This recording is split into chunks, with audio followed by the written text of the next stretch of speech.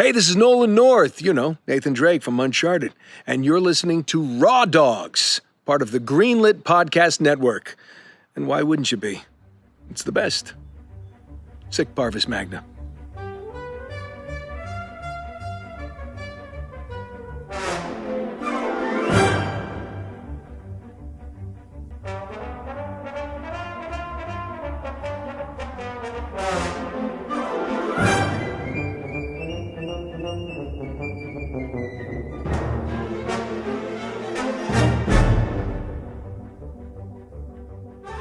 Waiting for them to come home. What about the cat?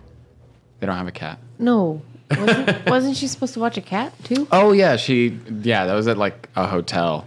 And super cute cat, but Yeah. it was only For like a Wednesday day. through Friday or Oh, that's whatever. good. Yeah. Hey, everybody. Welcome to another episode of Raw Dogs. This will be not the first episode of the new season since we did a re-release, but we are here. Hello, my name is Bradley Bradley. Mm-hmm. I am one of your hosts here.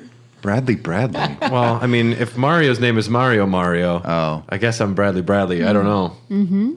Who's over there? I'm. If you flip a B upside down, what is that? It's just another B. I'm also Bradley.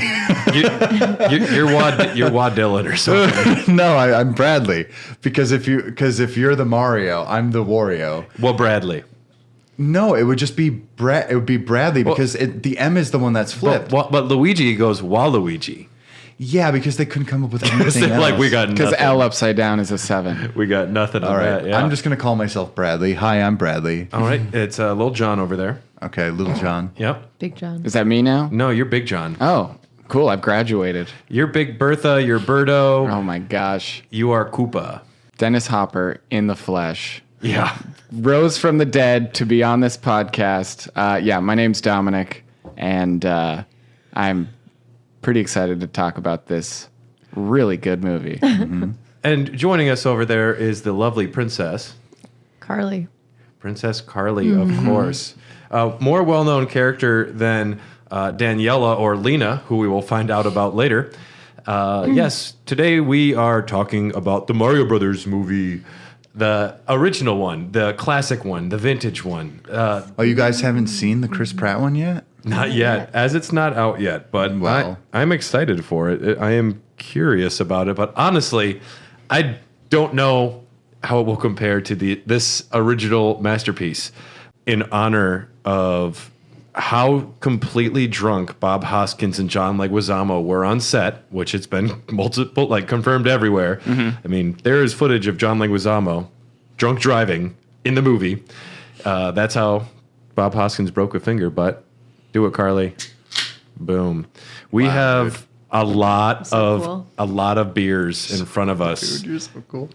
And most of them are from Texas. We have a handful of beers sent to us by our Patreon pal, good friend of ours, Ryan Christianick. Thank you, Ryan. And Dom, you also brought some? I did. I went on a road trip, drove about 3,000 miles from here to Texas, over to New Mexico, up to Colorado, and back, and grabbed some stuff on the way there.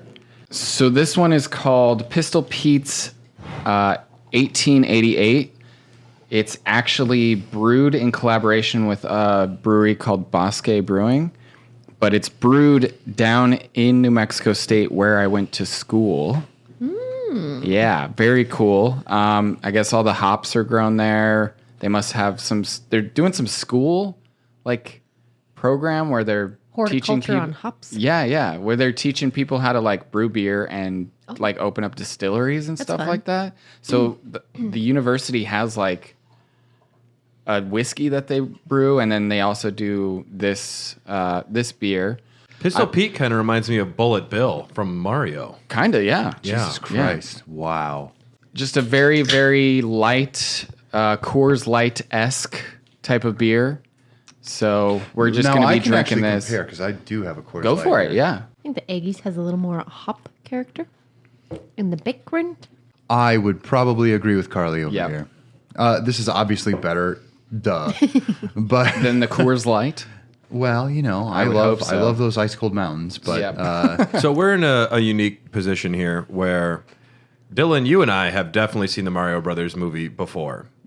Way back when. You saw it way back when. I've seen it. I don't remember much. I've actually seen it like more than I should probably admit. Carly and Dom, this is both your first time ever seeing it recently. Yes. Yep. 1993, I was much more occupied with things like Jurassic Park. Which came out 2 weeks after this film. Yeah, so didn't see it, I was but I preoccupied have now. with not being born yet. Not even conceived. Nice. You dodged a bullet there. A bullet bill, as they say. I still got shot though. But yes, the Mario Brothers movie is a miracle of modern cinema. How this specific film came to happen with these different individuals is absolutely impossible. It's but in the words of Luigi Mario, anything's possible. Oh my God, nothing's impossible. It's probable, or forget the quote, but you got to trust the fungus. And somehow the fungus of Rocky Morton and Annabelle Jankel brought this piece of cinema. They delivered it through tribulation and the most terrible birth of all kind. Right. So correct me if I'm wrong, but this is a married. They're married, right? Mm-hmm. They're a married couple, but that's not where our story technically starts. It would start with Roland Joffe. Now, he was the one that first suggested this film with his company Leitmotiv. He met with Nintendo of America president Minoru Arakawa and presented an initial draft of the script, which was 10 drafts ago. But he only had $500,000 for this deal initially, and other studios were coming to court and they wanted a part of this, but this is an independent company. Nintendo saw that they wouldn't have to put a lot of their own money into it. They could retain merchandising rights, and I don't think that they realized that it could be damaging to their star property. And they might have been wrong. But so this small company, Leitmotiv, after one follow-up meeting, was given a $2 million contract and the temporary control of Mario. And essentially, Nintendo said, you can do whatever you want. The budget was $42 to $48 million. Guess what? They're not even sure. It was all the fungus. That So fungus, expensive. that boogery snot is not cheap. And it was everywhere on set. Oh yeah. But if you trust in it, it will save your car when it goes out of a tunnel sometimes. It's because it's actually made out of a king.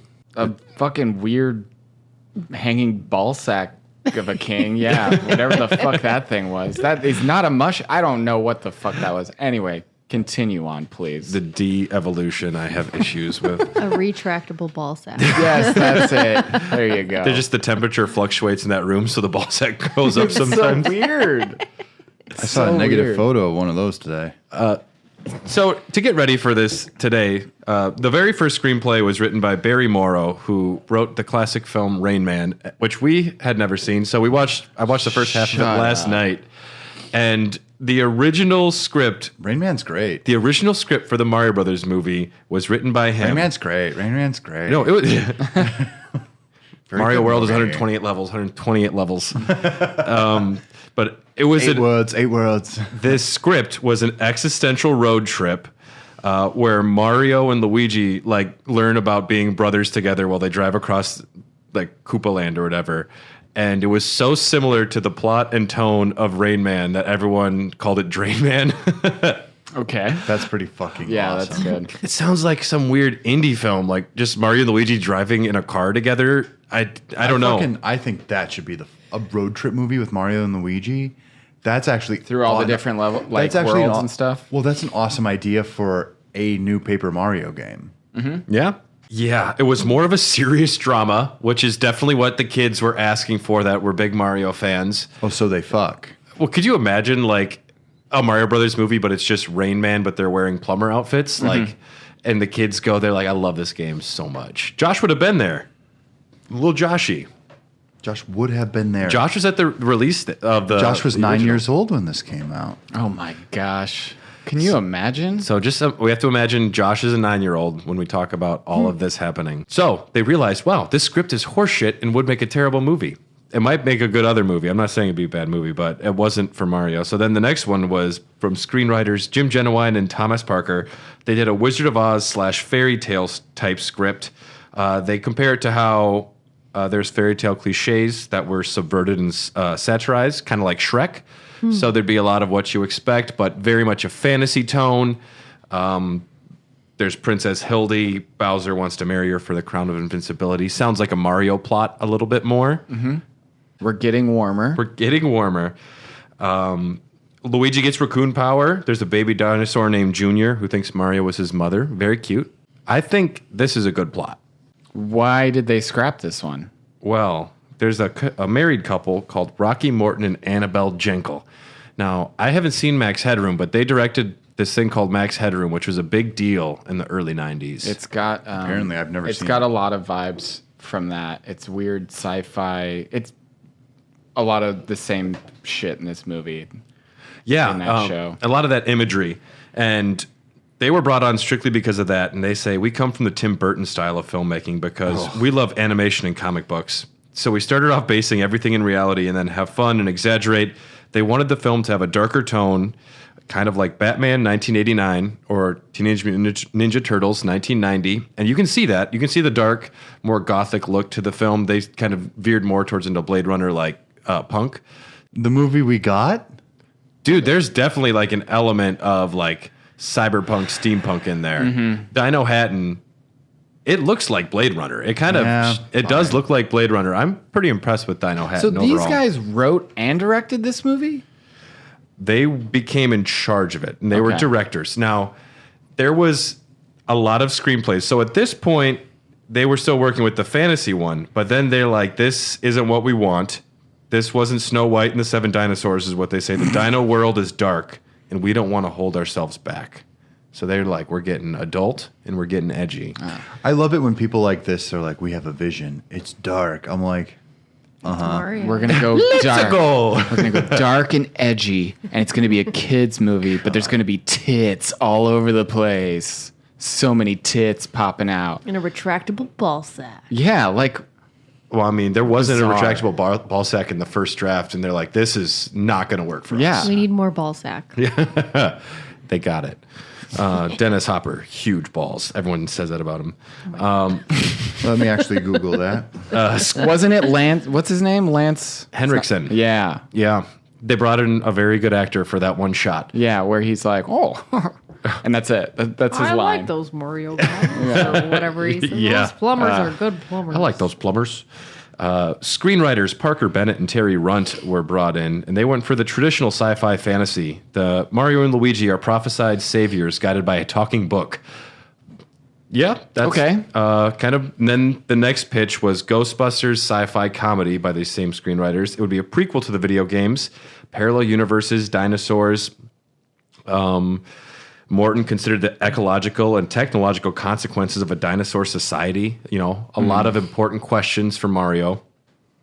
Mario would be sleazier, but this was a pretty close thing to what they got. Next, they brought in screenwriters Dick Clement and Ian LaFrenne, who brought in more of a Die Hard feel to it and a Mad Max feel. So there's why there's like scenes with weird vehicles in the desert and a Yeah. few chases. And this is what most of the actors signed on to. This is what they thought they were showing up for. Darker, edgier, sleazier characters, more realistic. Bob Hoskins didn't even know Mario was a video game. Like, Dennis Hopper wanted a check. He had to pay for rehab. John Right. Leguizamo just happy to be doing anything. He was still a young actor. Brilliant. This poor guy. We haven't even You started can- talking about casting. I know. You can just tell that Dennis Hopper is just phoning this in. Like, he's a great actor. And in this, I'm like, these are all one take where he just went on set. You could tell he was just so pissed to be there. Poor guy just came out of rehab, you said? And he's just got all of his coworkers just drunk off their asses trying to deal with this fucking movie. Poor guy. That's what I do at work. I get everybody drunk. Yeah. Hell yeah, I did. You get the customers drunk. Guys, can I tell you something that I just looked up? You looked up about Dennis Hopper's balls. Yeah, but all it started you talking see about it? was his penis, and then I read an article just literally now about the smallest penises in Hollywood. Dennis Hopper's on that list, guys. No, maybe He's got a small winky. big balls. Our next beer we're going to be drinking. Good This segue. is from Martin House Brewing Company in Fort Worth, Texas. This is the Mystic Mountain Blueberry. It's a blueberry goza, and there's a beautiful blue monkey on there. Mm-hmm. Not dissimilar to how monkeys are what we evolved from in the Mario Brothers film. So Thank you, These sir. apes. Yep. So this one, thanks to Ryan, everybody. To the children not getting candy. It smells great. This Yeah, smells like candy. Smells like candy. Oh, that is fucking good. That I is usually candy. don't like a goza. That is candy. That's really good. That's nice and tart. Punches you in the mouth a little bit. I like it. Yeah.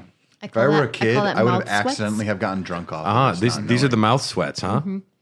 That's a good term. It always hit like beers like this always get me in the back of the throat like it's a warhead or something. That's really nice. Kinda, yeah. But all the actors had signed on at this point. Disney then decides we want a piece of this action. They buy the film for distribution. They're going to be the ones distributing the film. We need a more family-friendly tone. They bring in one of the screenwriters from Bill and Ted's Excellent Adventure. Ed Solomon's brought in, changes all of the dialogue. And actors were not happy. It was all jokes. It was lighter. It was funnier. And that's why one of the reasons you watch this film, and they're in like a sleazy bar with strippers. And then they're making like funny, silly jokes. And then they're swinging from fungus. Then there's Mad Max. And then they're in a desert. And then they're in Brooklyn and they're dealing with plumbing. It's amazing. Like, And then they kiss. they do kiss. There's more kisses in the deleted movie. Some are weirder, but and then much of Toad's role was shifted to Iggy and Spike at this point. Scapelli was originally Daniela's older brother. Talk about controversy. And then also, pretty much all the screenwriters, Bennett and Runt and Solomon were all on set rewriting stuff all day, and everybody was pissed off. So that's the tale of how they came to the story. So Mario was originally pursued heavily by Dennis Hoffman, Rain Man himself. He campaigned for the role. Arakawa said no. President of Nintendo said, I don't like Dennis Hoffman for some reason. I do not know why. Dustin Hoffman. Dustin Hoffman. There we go. Dennis Hopper, Dustin Hoffman. But Danny DeVito was also offered. That would have been so good. He was offered starring and directing jobs for this film. Fuck yeah. And he was like, no, thank you. He didn't like the script was the issue. Wait, turns out you can change it in the middle of filming. Oh, you definitely can. Yeah. Especially in this movie. Tom Hanks was also considered for the role of Mario, but was told he wasn't marketable enough at the time. This was before his big breakout. Wait a minute. What had Big? he done at this He point? had done Big already. I don't know. This was just coming off of he had just had a bomb recently. Oh. Tom Yeah. Hanks did? Tom Hanks just like had for the so- first time in his entire career, you mean? I think he did a lot more early He's- movies he's you're Cloud not Bombs. familiar Cloud with. Atlas, I guess, is one of those as well. That would have probably fucked his career if he The if Burbs. he did get It was The Burbs. It Yeah. was The Burbs, which is a good movie. I Yeah, like it The was Burbs. Yeah, but Yeah. could you imagine if he had taken this? That probably would have fucked him up. Because what came out? You said Philadelphia. Like Philadelphia. Forrest Gump. When did that come out?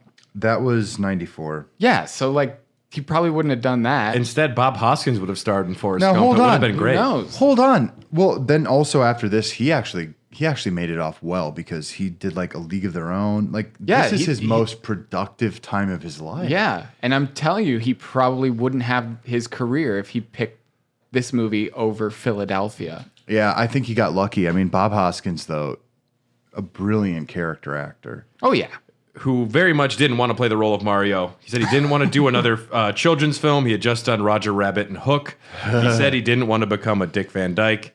But Annabelle Jankel, the director, said Bob was a no-brainer. Unabashed, shameless, physical typecasting. okay. Bob Hoskins is a goddamn treasure. Yeah. John Leguizamo, great for Luigi. Koopa was offered to Michael Keaton and Arnold Schwarzenegger, who both turned it down, which I think is kind of interesting. Honestly, Schwarzenegger as Koopa would have been good. It's like it sounds like Bowser, like oh you're done. yeah. Yeah, kind of. Yeah. Some other great characters. We got Samantha Mathis as Daisy, Fisher Stevens as Iggy, Richard Edson as Spike. Spike is the original drummer for Sonic Youth, if you didn't know that. Oh wow. Okay. Daniela, Mario's girlfriend, her middle name in the novelization is Pauline. Confirmation it's Pauline, course. that character. Of course. Yeah. She dresses the part, certainly. I like this part. Toad was originally, they wanted Tom Waits to play the character of Toad, which would have been great. What the fuck is this movie? Like, could you imagine if they got all these other characters? What would it have been even weirder? I mean, I don't want to imagine a world where it doesn't happen exactly the way it did, because I think it is brilliantly bad. But instead, they cast like a much lesser known artist named Mojo Nixon. So, production of the film began May 6, 1992. Hold on, I'm going to go to the courthouse. I'm going to change my name. Mojo Nixon. Mojo Nixon. It's a good name. It's as good as Dick Nixon. Yeah, it's political, but also sexy. Yeah. Much like this film is quite political, actually. If you watch the deleted scenes, there's a lot of politics that were removed from it, which is funny. It probably would have made it make more sense, is my guess. I mean, it's there's a lot of satire that was taken out, unfortunately. The set was a fucking nightmare. We're just getting a lot of this like pre-stuff before we just talk about the plot and gush. But Bob Hoskins didn't know the movie was based on a game. Mario and Luigi were drunk on set all the time. There was no faith in the directors. The crew would wear shirts mocking them or taking their quotes and showing how stupid they were. Directors, one time Rocky Morton poured hot coffee down a Goomba's back because he'd said it wasn't dirty enough, burning the extra. What? What wasn't dirty enough? Yeah. He says the outfit didn't look dirty enough, so he just poured coffee on him, and it was hot coffee, burned the extras back, and then he said, it doesn't matter, it's just an extra, out loud. That person should have sued. They could have gotten a lot of fucking money. They might have. In the stunning Probably. case of Goomba versus Morton. I mean, we could talk about the Goombas. The Goombas are brilliant. I think they're adorable, bizarre. Now, Carly, what are your thoughts on Goombas both in the games and then in the movies? I think they're kind of opposites in size. Yes, one being incredibly tiny and just a little mushroom head, and the other being the big monster. The Giant green voodoo monster monster, yeah. with a little head. Yeah. Doesn't make any sense. I can't help but love. There's like a few different Goomba types, but the one with the round heads I think are just charming looking. They have like those big dopey faces, and I find it hard to be mad at Goombas because they're so innocent. They kind of have like the troll in Fellowship of the Ring when they kill the troll and he looks like sad and confused because he's just a big dumb troll. The Goombas aren't inherently bad. They're just like a poorly raised puppy. I don't know. I like the Goombas a little bit. They're so dumb. You really? Yeah. Okay. Especially the Toad Goomba. He is wonderfully dopey. Yeah, he's got his little Bob Dylan harmonica. Yeah. Because otherwise we wouldn't know which Goomba we were looking at. Yeah, right. Well, he smiles. They all, He's yeah. like, Hoskins openly referred to the directors as the cunt and the cow. Oh my God. Which one's which? Fuck yeah, dude. Dude, it's fun watching behind the scenes because Bob Hoskins is like British dude. What do these people look like? Is one of them like abnormally large? No. I wonder which one is the cunt and which Yeah, was that's the what cow. I just said. Like, which one's which? I mean, obviously. Usually the cunt is the woman and the cow is the man. No, the cunt is the man, the cow is the woman. Yeah, that's what he probably would have been Yeah. referring to. Yeah. He's English, right? Yeah. Okay, Yeah. so. He's Cockney. Oh, for real? It's not like in Australia where you call your mates cunts. Yeah. But yeah, so it's I believe that well, you know what? The cunt and the cow. Maybe it's just collective. Like they're Maybe. a band. Yeah, probably. It doesn't matter which one's which. They're Yeah, both, yeah. It's both of them. Yeah, maybe it's just like the whole spirit of the thing. Yeah. You know? That's them there. I mean, They're both good looking. they look normal. They look, I don't know. They look fine. But I would. But I call mean, him cunt Bob and the cow. Hoskins is definitely bigger than both of them. How dare you? No, that You don't think so? No, that dude was big. Okay, well. So big. He was a fat tub of lard. I think that the production design in this film is pretty good. I mean, for what they had for budgets, it's been a while since you've seen it, but like Dino Hatton, what they accomplished in that one cement factory, I think is pretty stunning set design. Yeah. What did you think, Dom? I thought it definitely. I mean, this is me watching it in the early 2020s, having it been an early 90s movie, but it definitely looked like a set. It's too sour. Well, for sure. It definitely was a set. Yeah. But, man, for them to pull off with the budget they had, and they were behind budget like before they finished. They were way behind budget. The effects aren't good. The special effects aren't good. But I don't know. I think whenever it's just like street level Dino Hatton, I was kind of into it. I thought it was like a bad Blade Runner. The cars are cool with the sparks flying out and all And that. they're like on tracks. with Yeah. No brakes. But Yeah. sometimes they have brakes. No brakes, but sometimes they do have brakes. Yeah. Only when the jokes need brakes, then there's all of a sudden brakes. Yep. Yep. Yes. Okay. Should we talk about the plot? Let's go for it. Yeah. Get it. Here we go. Let me get my little And we're- reminders. we so I- Should we Trust pour a it. new beer before we trust dive it into like this? The fungus. While I pour this beer, Dom, describe the setup, the opening. So we're I don't know why this is a thing that they decided to go with, but the opening is like maybe to like get you to think, "Oh, this is a video game movie." But they started out in Brooklyn 65 million years ago. Animated on an Atari. And it's just a bunch of trees where they're talking about how dinosaurs used to be in Brooklyn and a meteorite comes crashing in. It's all pixelated at this point to, I guess, remind you that this is a video game movie. But the setup essentially is a meteorite hits Earth and splits. Is it Koopatopia? What's it called? Well, it splits our reality into two dimensions. Right. Yes. Where dinosaurs. See, the dinosaurs weren't killed. They were sent to another dimension. Right. Where they evolved. They still evolved into humans somehow. Very mammalian-looking species. And not only that, there are different dinosaurs that all evolved to look like humans. Yeah. Yeah. Nailed it. Great. And yeah. it was animated with, like I said, an Atari, it looks like. It was very bad animation. And then they brought Dan Castellaneta. Is that how you say it? Castellaneta, yeah. Yep. He does the narration at the beginning. Oh, really? Really? That's Dan? Yeah. The dinosaurs 65 million years ago. A meteorite came and they split the dimensions into two, which begs the question, Yes. how does Princess Daisy even have a job in this world, Well, in our dimension? Well, that's if the dinosaurs are in another dimension, Did you how not- did they get into our did you dimension? not watch the movie? I did. Opening? Were you not Because paying attention? the very opening, you see Daisy's mother getting pursued by Koopa. Now, there is a portal. And how the portal works, it's something to do with the meteor. But So was Daisy in the egg? Daisy was the egg baby.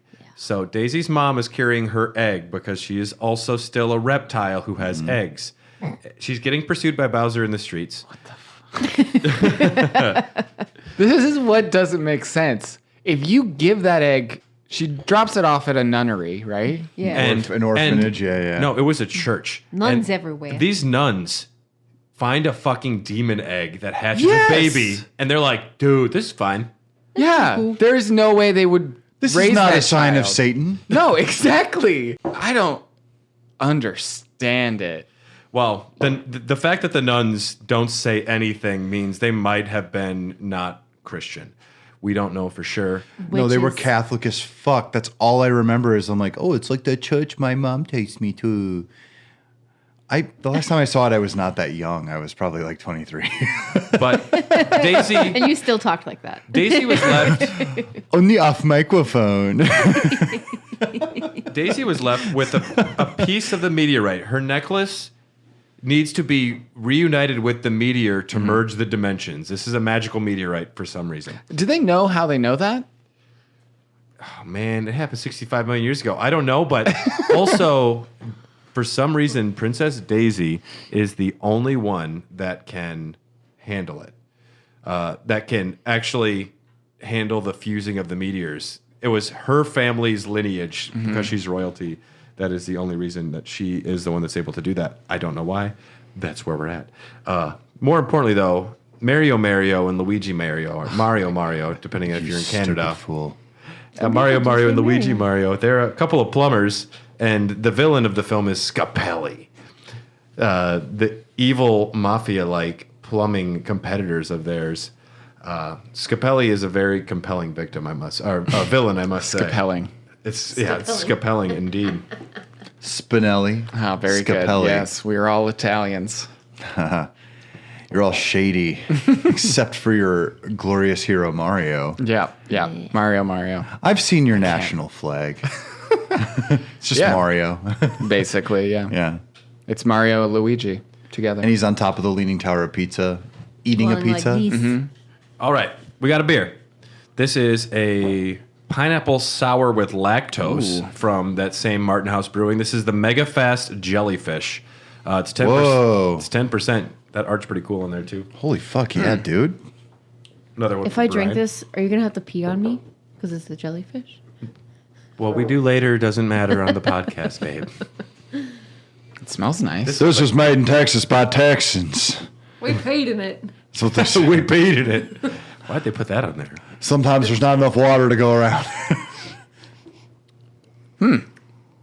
That is another delicious sour beer. It tastes like a the pina fuck? colada. These are amazing. This Huge is fan. highly drinkable. Yeah. For a Good job, sour, Texas. you know what? Tom might actually like that. This- yeah. Even though it's a sour. This Yeah. tastes like a good pina colada. Like, I'm not a huge fan of pina coladas. Fresh 'cause- pineapple juice. Yeah. Straight from the can. Straight from the can. That's fresh. If you just opened it. That's very nice. Well, if you can, the freshness stays in. Thanks, Ryan. Why am I Bill Clinton? That's really great. Had a weird day. I did not fuck Mario. When was the last time you saw this movie, Dylan? It would have been 7 years ago. It's a bummer. Suffice it to say, Daisy, our favorite character that only knows how to say her name in the Mario franchise, is an archaeologist in this.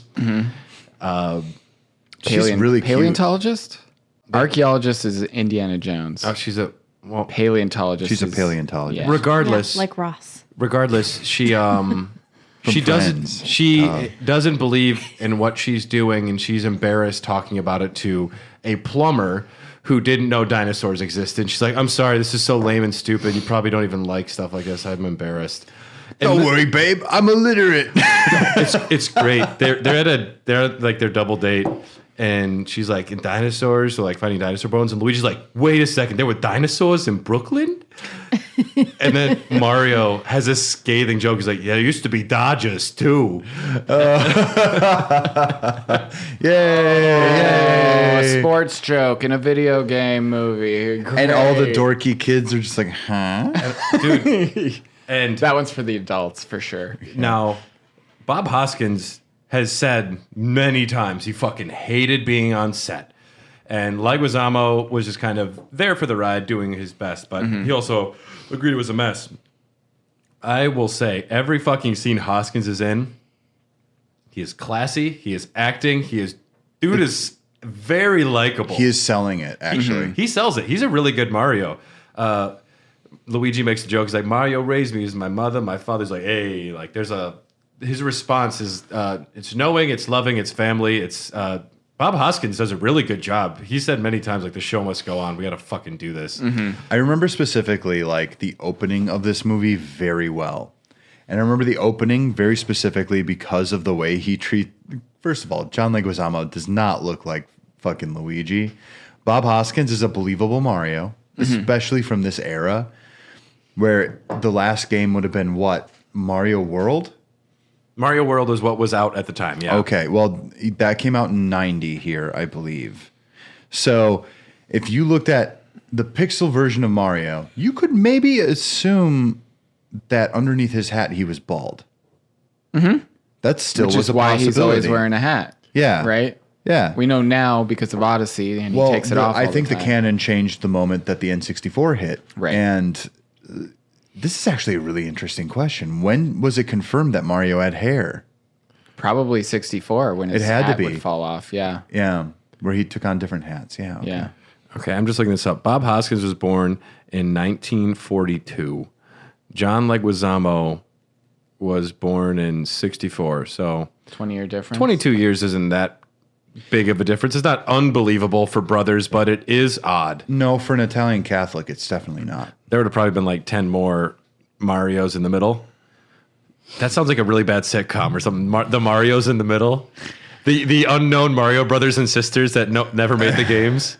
They all died of pasta poisoning. Hey. That could be an AMC family show.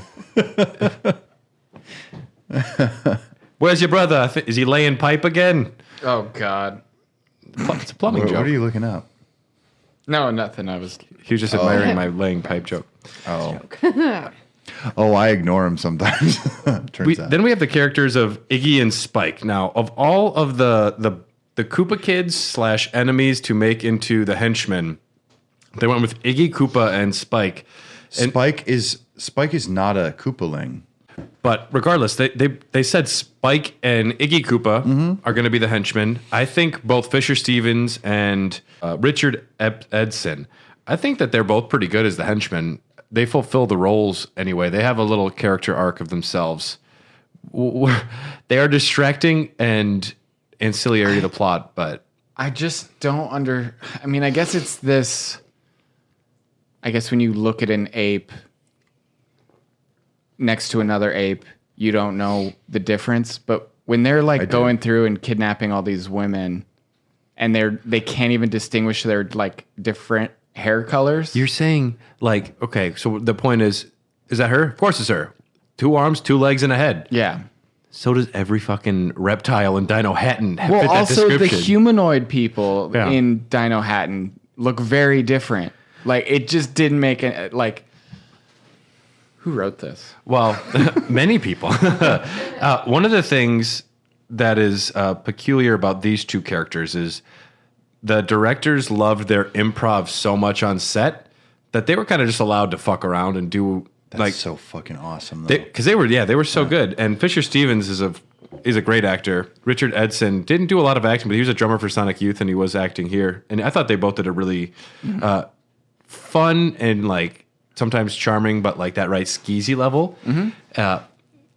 They get evolved later on in the film to be intelligent, and It must not be by very much.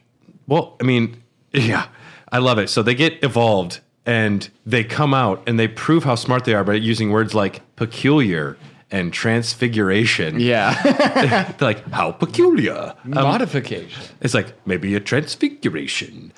And it's just funny. Like one of the first things he says, do you know the square root of 9,747? 203.1 or something like that, and it's wrong. It's not the right math if you double check it. That's awesome. But You would double check that. but a side effect of that is, You dork, why don't you marry a calculator? well, they become like the political discourse for the film later on because they become smart and intelligent through the evolution. And one of the first things they say is, "Oh, a not so benevolent dictator." And they start talking back to Koopa, and they realize Koopa's a jerk. And then they listen to Mario, and Mario convinces them, like, "Hey, if you don't like what's going on, you should do something about it." This is all like deleted scenes. Then they have a freestyle rap scene in the club where No, they don't. yes, Oh my god. where they talk about overthrowing King Koopa, the party poopa, a poopa scoopa. Did I watch the deleted one? You were very drunk when you watched part of it. Yes, I definitely saw that. there's a really great line. They're talking. This is a deleted scene. Mario and Luigi are like talking about how all these Vote Koopa signs are up there, which is never talked about in the movie, in the release version. I thought But it was a dictatorship. well, he's a dictator, but Oh, much like Vladimir Putin. because they're talking about how you can vote for like Koopa the kind or Koopa the generous or like Koopa the sporty. Oh, that's and they're fun. like, what's the point of all of that? They're like, you mean you can vote for anyone as long as it's Koopa? And Luigi says, what kind of system is that? And Iggy goes, democracy. And I'm like, Oh, oh, that's fucking sick, dude. I can't do the fucking like finger Iggy thing. Koopa, dude. I need another beer in honor of Iggy Koopa there. Yeah. Do you have a bottle opener? I do. Dude, I just can't believe the sharp political satire of this film. And also all that set design for Vote Koopa and all these things, and it's never just talked about once. Honestly. So, rumor has it that there are also some other characters featured in the film that weren't. They were like mentioned in the novelization or in the scripts, but they were never named in the film. Bertha is in this movie. The old lady with the egg, or no, there's a character pushing an egg. And it's like, "Don't touch my egg." That's Bertha in one of the scripts. Wart is in the de-evolution chamber. He's one of the scientists, which is kind of fun, setting up for a future film that desperately never happened. All right, what are we drinking here, Dom? This is Revolver Brewing's Texas ale called Blood and Honey. It is an ale brewed with blood orange peel and Texas honey and spices. I can smell the spices. It smells like a candle. Out of Granbury, Texas. It smells like cranberry. So they had this It stuff just all smells over like one of my favorite Six Yankee Flags, candles. all over Fiesta, Texas. Whoa, this has got like cinnamon in it. I don't want to say this would be a Texas brewery, but just having two I'm guns sorry. and called Revolver Brewing is Yeah. very Texas. Yeah. No, I'm sorry. Yeehaw. Forget cinnamon. There's allspice in this. Cardamom? I want to go to Texas and start a brewery called Allspice. Ma-Freedom. Ma-Freedom. M-A Freedom. Ma-Freedom. Ma-Freedom. What's that? You were like, allspice. Allspice. You Cardamom. And then all the beers would be like fucking Ma Liberty, Get out of here. Ma Guns, My right to bear arms. Ma Right to Bear Actually, Arms. you That's might be our- right on the cardamom. Ma Right to Bear That's Arms the is pipe. our imperial You're stout. definitely right on the cardamom. Am I? Actually. That's our bourbon barrel aged imperial Yeah. stout. Ma Right to Bear For Arms sure, for right. sure. So have we talked about how they even made it to this dimension yet? Okay, we didn't. So Mario and Luigi Mario, they get called to a plumbing job, and much how plumbing works in the real world, they call multiple plumbers. It's competitive. It's competitive. They're like, all right, Damn it. Again, imagine ordering two pizzas, be like, whoever's here first, I'll buy it. is this how things worked in the Capitalism, 90s? Like baby. you would just call. No. Okay, I wasn't an adult then, and I, got- didn't need a plumber, so I just assumed maybe that's how it worked in the 90s. But thank you for clearing that up, because that also sounds like a bunch of horse shit. Yep.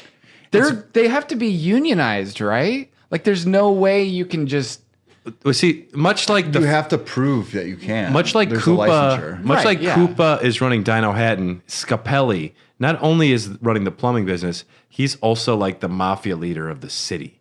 And so Scapelli is the one who's he threatens Daisy at the excavation site. He does a long up and down look, like undressing her with his eyes. He says, "A lot of girls have been going missing lately. Better be a shame if you went missing or something like that. You better finish up soon with your bones." Hey, girly.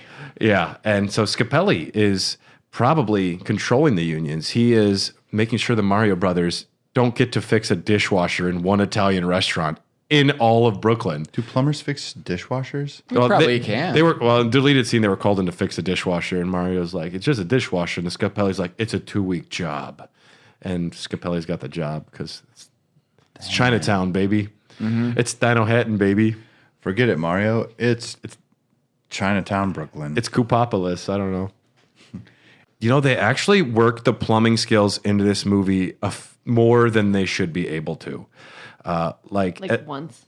No, I mean, It's a couple times. they use their tools fairly often. I mean, and Mario says a couple Carly times in the has film, like a like, big poster of naked Bob Hoskins. nobody touches my tools. yeah.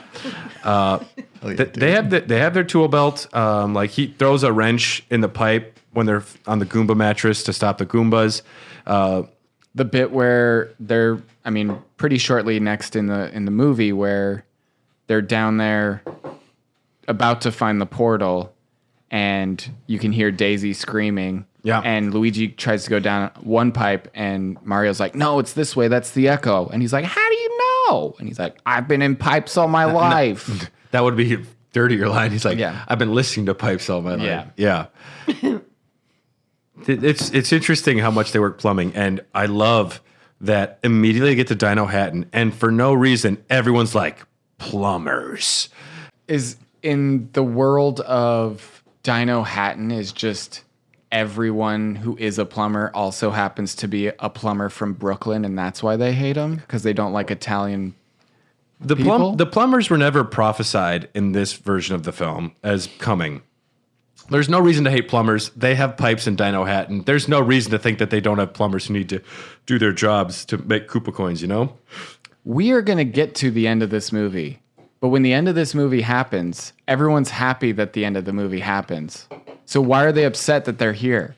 Well, I mean, once you're living under the dictatorship of Koopa, you have to fight for your Koopa coins, which are just called coupons. And the first run of the movie, something interesting. The editor said in this film, it contains more ADR than any other film they've ever worked on. So every time a character has their back turned to the camera, that is a new line being put in there because they showed the film to audiences and nobody understood what the fuck was happening. So every time a character's mouth isn't facing the camera, it's generally going to be new dialogue recorded. Huh. Yeah. And you can even sometimes when they're facing the camera, you can tell, like, that's not what they said. Mm-hmm. That wasn't even close what they said. This is mind-boggling.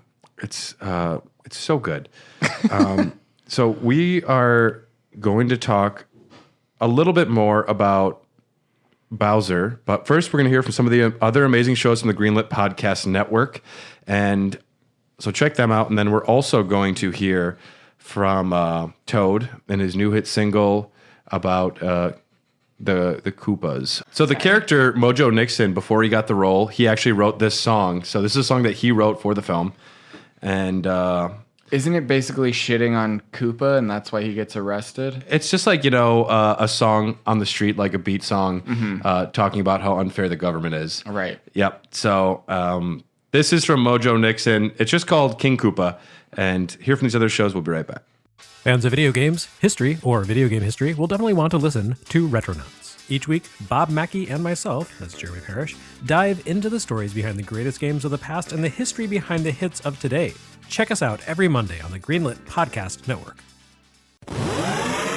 Hello, my name is Jonathan Dunn, and I'm inviting you to listen to Our 3 Cents, a weekly podcast where myself and two of my very best gaming chums are counting down our top 100 favourite video games of all time. For all the episodes and information, check out our website, www.our3cents.co.uk. Well, cars run on electricity, cause fossil fuel is sacred, you see. Living in a kingdom of fungus, got an evil presence here among us. And we got no food anywhere. Water stinks, and we got no air. Got no resources, we're in a stupor. Cause of that big old mean evil King Koopa. They have to be 13 or 14 for some fucking reason. You know more about the Naboo government than I do. I know a lot about the Naboo government, and it's absolutely not okay that I do. I would love to clear my brain hard drive of that, but it's there. Before we go any further, I need to just mention the site smbmovie.com. So these crazy, beautiful motherfuckers have spent like 10 years, like since the movie came out almost, trying to find everything they can. It's like 30 years. Well, I don't know how long they've been working, but they've been working on it for... I can tell you 28 years because I'm 27. Well, I don't know if they were started at the beginning. They Well, probably they should have. They should have, because they would have saved more. But they, You're 27. I'm just kidding. everything that I found about Aged myself. the Literally. scripts, about all of it, was pretty much from this site. And they were the ones who found an extended cut VHS, which I think was Rocky Morton's, allegedly, and released the extended cut. So a lot of this information that I got comes from their work. So I just wanted to make sure to thank them. So this is meant to be like a prequel to the games. So King Koopa is meant to be, I don't want to say mammalian. He's meant to look human. And what they were setting up for, what they ultimately didn't do at the end, was that he'd be de-evolved into like the dinosaur at the end with the de-evolution gun, and he'd be more Bowser-like at the end. In this, he is creepy. He is a sexual predator. Mm-hmm. He is a dictator. He's a germaphobe, which is something that they definitely added to the character. I don't know why. It must have been Hopper's known for bringing his own type of shit to something. All of his roles. And I think that this must have been him being like, this character doesn't have enough depth. Can I give him like a quirk that actually might make people understand him a little better, or make him more intimidating, or maybe a little more human? Because there's something about, Koopa's primary motivation as the villain is to merge the dimensions because he is sick of ruling over what he declares as a couple of streets and a world of endless desert, the Koopahari Desert. And God, why haven't they put that in a Mario game? The and Koopahari Desert? That's not bad. it's in there. That's where you race in Mario Kart in the desert. No, it's not. In That's one of dry, them. That's dry desert. In one of the games, it's the Koopahari Desert. Is it? Yeah. No shit. Yeah. Okay. What do we got here, Dom? This is a Belgian-style triple called Devil's Backbone from Real Ale Brewing Company out of Blanco, Texas. I'm going to read a quote from King Koopa. Can you do it in the voice? I love mud. It's clean and dirty at the same time. That's going to be my ringtone. So you said he was a germaphobe and he bathes in mud. Well, I mean, it's dirty and clean at the same time. It's natural. Maybe that's a mud bath. I don't know how these things work. I don't know. I've taken a mud bath once. Oh, I took one unintentionally. I had one when I was in New Mexico. Yeah? It was lovely. Do they heat up the mud? They heat up the pool that you then Go in. wash it off in. Yeah. And then it gets all muddy in the water? Yeah. Dylan, if you were any character in this movie, you would be Toad. So,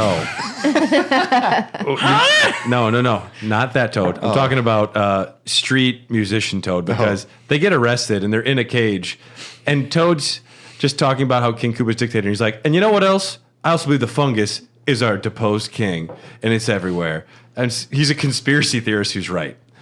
No, that's me. Yeah, you're Toad. Yeah. Well, conspiracy theorist is an improper term, by the way.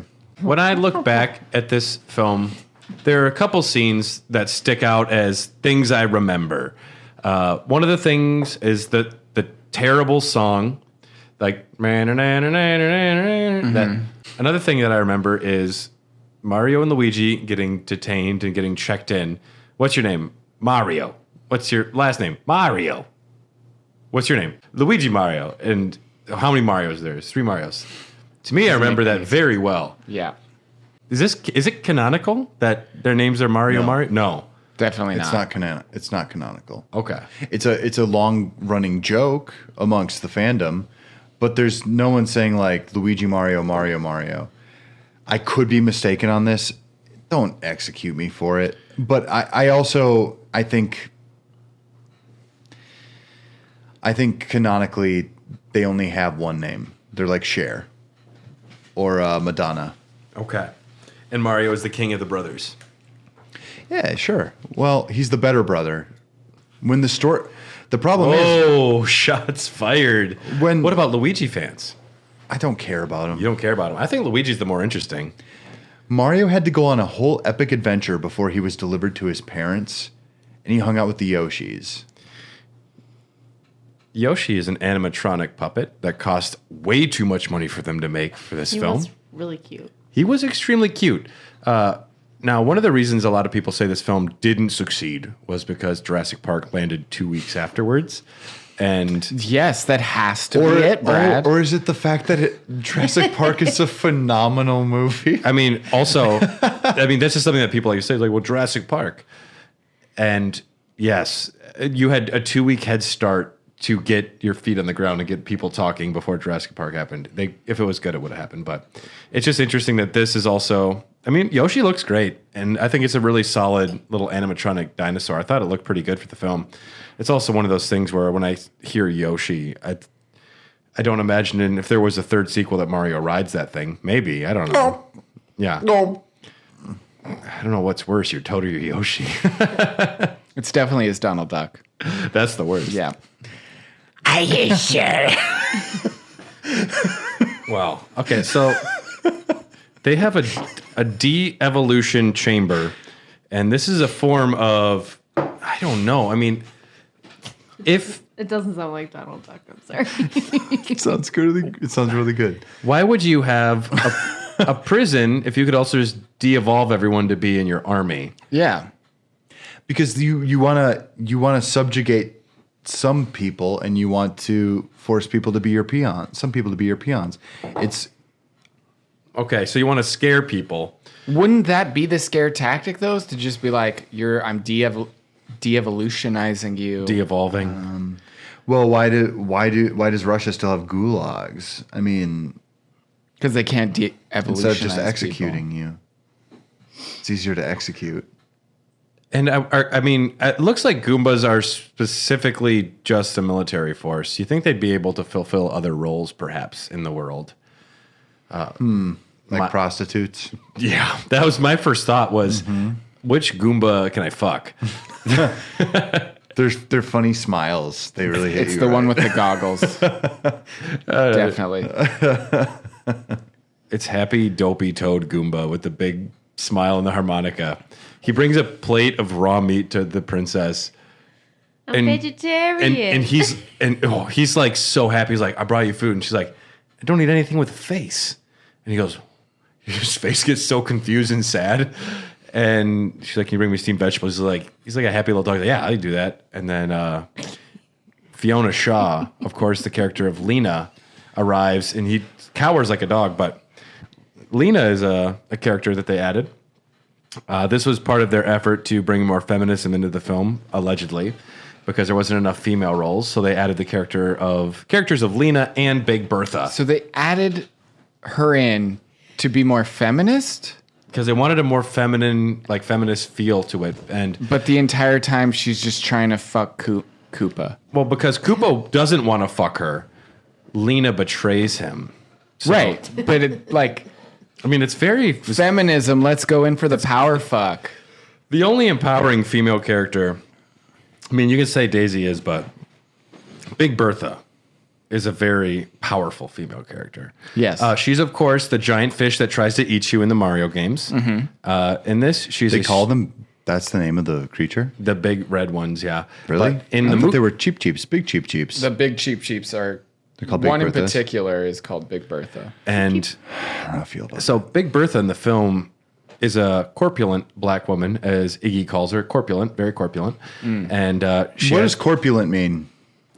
Luigi's like, no, she's round. So that describes what I mean. She steals the meteorite immediately from the brothers, and she's the bouncer at the Boom Boom Bar. Okay. Corpulent. Fat. It literally says It says of a person, fat, a short, somewhat corpulent man. Adjective. Bertha, though, she steals She's from the... corpulent. I'm going to use that. Well, yeah, the Mario brothers are explaining to Iggy and Spike, where's the meteorite? That lady from the Boom Boom Bar. And then Iggy goes, is she corpulent? Very corpulent? And Luigi goes, no, she's round. So there's funny dialogue. That's okay. There's funny dialogue in this movie, but Yeah. the Boom Boom Bar is one of my favorite sequences because it's just It's also my outlandish. favorite strip club near the airport of Milwaukee. Was there one called the Boom Boom Bar? No. But the airport lounge That one's called the landing strip or something. There's one called the airport lounge, which I've been that's to. the one I was talking Is she about. corpulent? Very corpulent? I don't know. I went in there to see if they had merchandise. They don't. Really? Seems like a wasted opportunity. Yeah. So Mario and Luigi, they've just came back from the desert with the evolved Iggy and Spike. And they're going to the Boom Boom Bar to find Big Bertha to get the meteorite piece back, as happens in Mario Brothers 3. And they wear their iconic colors of Luigi in red and Mario in yellow. They get this fly ass suits. What's the line in this? Why did you have these? And didn't they say like they're my mom's? I don't know which one we're talking Something about. like that. The person that they got the suits from said like, Iggy and Spike, maybe? Yeah, it's like their mom's clothing, which is weird because that means she wears men's suits. Or she no, what it back means then, is some guys shoulder left him. pads. Or some guys left him there. They don't realize why they're getting all those Christmas presents. Okay, Yeah. I got it. Makes sense. So it's Walk the Dinosaurs playing in the Boom Boom Bar. They hired a bunch of strippers to be the extras. The extras they never cut to, I've seen the deleted scenes, are just like half naked women with just like vaginas dancing in front of the camera. A nice Disney Nintendo film. Classic kids movie stuff. But Mario, I don't have the direct quote, so I'm going to put it in, but No woman can resist the charm of a Mario.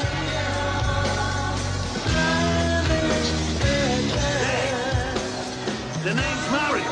I'm your main man. You Ramadan, you can of Spain. That's me, baby. That's what I'm gonna say that's tonight. mostly what I wanted to see. Mario goes up to her, and he just goes, "Hey, my name's Mario. I'm your main man. You can't spam." Because right before this, he said, "Nobody can resist the charm of a Mario." Now, Carly, imagine you didn't know me, and I look like Bob Hoskins in a giant yellow suit, and I came up to you in a bar and I said, "What's up? My name's Brad. I'm your main man. You can't spam." It actually might work. I don't know. Yeah. No one can resist the charm of a ward, though. That's the issue. Of a Mario. It's just fantastic. Well, and then so she punches him right in the face, and then comes around and goes back to her and says, "Hey, punch me in the face again. I loved it." And that's what got her. You know, I mean, no one knows how big Bertha really thinks. She's kind of an enigma, which is very empowering for a female character because Mario uses literally all of his charm. He calls himself a can of spam to her, and she doesn't even flinch. She doesn't want that. She punches him. She doesn't like spam. She doesn't even like spam. She only eats things with a face. She isn't a vegetarian. So she wants that. She wants the Mario meat. Spam isn't real meat. Is it? I was under the impression that spam stood for sliced processed alien meat. Whoa. So it's Ass meat. So Ass meat. Ass meat. Boom, yeah. Boom, boom. So Dylan, what do you- I think hate to that's tell a, everyone in the room, but tell us. there is no Rule 34 porn for the Big Goombas Bertha? from Mario. Ooh, Big Bertha's a good choice. Look up Big Bertha. I'll Look up Big Bertha. I did see Let's a open lot of the pictures of pictures. Mario fucking the shit out of Speaking of Goomba. corpulence, we're gonna Out of a Goomba? Yeah, you want to see? Does that say Sure. ass? Hold on. Speaking of corpulence, we're gonna open another beer from Texas. This is Cultivating Mass. Oh. I didn't see the M. This is a peanut butter marshmallow and chocolate imperial stout. We're gonna get drunk. I did not see the M, everybody. Oh my I got God. really excited. Can you look up Big Bertha though? We're gonna look up Big Bertha. Yes. Oh yeah, of course. Finish up your beers there, boys. Yep. Yeah, that's disgusting. Thank you. So Mario, Welcome. Mario is seducing Big Bertha, and he says he wants to get punched in the face again. And she's like, "All right, this guy, I want that can of spam." And they're slow dancing. And Mario immediately motorboats the shit out of her, and then tries to bite the meteorite off of her boobs. Well, okay, so I was going to say, did we talk about the fact that at the beginning when they first get there and everyone's like, "These plumbers, I can't believe they're here." Some old lady like accosts them and holds them at gunpoint. In the And beginning. Big Bertha actually steals the meteorite piece and then has these like, what are they called? Thumpers? Stompers. These like things that is their way of explaining how Mario can jump high in this movie. And you're also selling a little bit more of this scene short because Big Bertha's introduction, this old lady, she comes up and she's like, "It's dangerous. You should have weapons. Do you got any?" And they're like, "No." So she like shocks them. And then Big Bertha just shows up, grabs the old woman and throws her off a second story and then she gets onto a vehicle. nailed by a car. By right? a car. Yeah. That's Big Bertha's introduction. so weird. Our sympathetic Yeah. female character. So she steals the meteorite, which is old why they're woman. at this club looking for it now. At the And Boom Boom she's Bar. wearing it. Because she is a bouncer at the Boom Boom Bar who bounces by dancing in the middle of the club by Right. herself. So wearing this meteorite necklace, she is now being motorboated in a child's film, Yes. and that's how he gets it from her by like basically ripping it off with his teeth. Well, No, I think he missed. No, he misses. Well, he gets it in his mouth, and she gives him this look like, "What you doing?" And he just drops it out of his mouth, and it's right when the music says stop. It's really nicely cut. But then he's like also fiddling around in the back of her neck, Oh yeah, they do the pretzel, the like arm pretzel thingo. and they dance. Yeah. And then it's really sad because Mario does steal it, and she turns around and he's gone, and she looks really sad and lost. Like, where's Mario? And she realizes that he just came and stole her necklace. Also, she threw an old lady off the second story and stole the necklace herself. Mm-hmm. So I don't feel too bad, but also was like, dang, Mario is a scumbag. You can't just motorboat a woman, steal her necklace, and leave her on the dance floor, even if she's the bouncer. Yeah. He's just angry because a monkey stole his hat a couple times. Let's talk about cultivating mass. This is from Red Horn Brewing Company. This was sent to us by Ryan. Thank you, Ryan. And this is from Bedford, Texas. Is this a boner joke? Made with our friends at Red Horn Brewing Company. This is from Turning Point Beer. Cultivating mass is a getting corpulent joke. Got it. Yes. Beer Cultivating ass is maybe a boner joke, but That's fucking I'm fabulous. corpulent. I am corpulent. Oh yeah. Got it. all I can think of is like corpulent, like it's corpulent. That is That's chocolatey. fantastic. that is very good. Yeah. Wow. That's actually Is that, wow. You get like a lot of marshmallow at the end. It's bizarre. Big peanut butter flavor. It seems very heavy, but it does like have a nice, very Can I flavorful see finish. that can of ass? Thank you. Mass. Oh, Corpulence. Is she corpulent? Very corpulent? Is she corpulent? She's round. Corpulent ass. So, unfortunately, though, Funny. the Goombas have been summoned. funny. The Goombas have been summoned to the Boom Boom Bar, and Mario and Luigi got to make a quick getaway. So they run into like the coat check room or something like that. Well, they use their sweet skills of football in order to get there. What do you mean? Well, they play like hut hike with the meteorite. Oh fuck! This is straight up out of the Turtles 2 movie. Yes. Yeah, they're throwing the meteorite, Yes. which is so dumb. Because it doesn't do anything and it gets taken away from them anyway. No, they get away with the meteor. No, they don't get the They meteorite. don't. Yeah. Fucking what's her nuts? Gets it. Lena. Aunt Petunia gets How it. dare you? Aunt Petunia, yeah. That's her nuts. So yeah, but Big Bertha helps them escape by That is your new catchphrase. That's her nuts. that's her nuts. But they're running away from the Goombas after losing the meteorite piece. And who saves them other than Big Bertha? Right. She knows what Mario's up to, and She's a like, big fish. she's a big fish. She's a slippery fish. She's a corpulent fish. That's the original. Well, that's originally what Tim Burton was trying to make when he made Big Fish. It was a Big Bertha solo spin-off film Starring Ewan McGregor. starring Ewan McGregor As Big Bertha.